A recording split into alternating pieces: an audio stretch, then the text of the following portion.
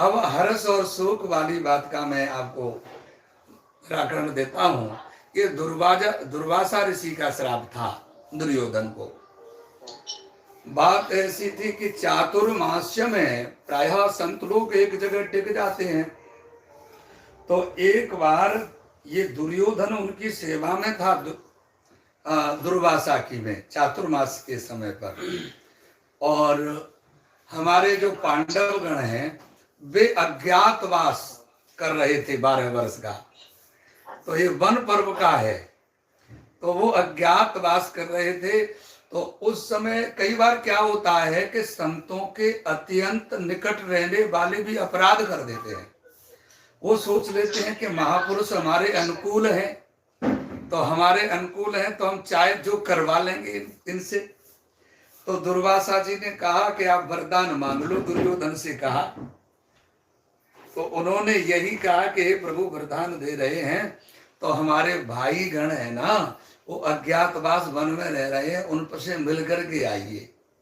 दुर्योधन की ये दृष्टि थी कि उनके पास ये जाएंगे और वन में उनके पास है तो नहीं कुछ, अभिमानी बनते हैं और इनका स्वागत कर नहीं पाएंगे, सो ये इनको साप दे देंगे पांडवों को। इसलिए दुर्योधन ने भेजा। तो भगवान वहां पर जो है पांडवों के पास दुर्वासा गए। अब कोई आया हो उसका स्वागत तो किया जाएगा। और ये युधिष्ठिर को पता नहीं था कि द्रौपदी भोजन कर चुकी है। उन्होंने कहा कि प्रभु आप प्रसाद पा लिए, भोजन कर लीजिए। लेकिन वो तो उनकी मति बदल गई दुर्वासा जी की। बोले हाँ मैं भोजन जरूर करूंगा, निमंत्रण मेरा स्वीकार है आपका, पर लेकिन हम स्नान करने के लिए जा रहे हैं। तो वो नदी में स्नान करने के लिए दुर्वासा और हजारों की संख्या में उनके साथ 10,000 शिष्य थे साथ में, वो स्नान के लिए चले गए।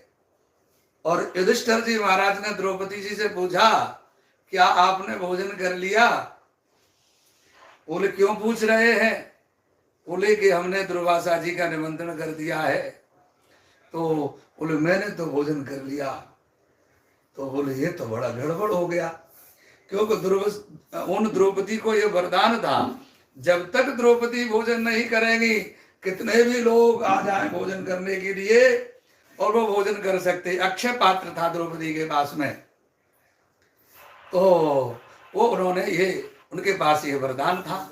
लेकिन द्रौपदी ने जब भोजन कर लिया तो वे भोजन कैसे कराएंगी? अब युधिष्ठिर जी महाराज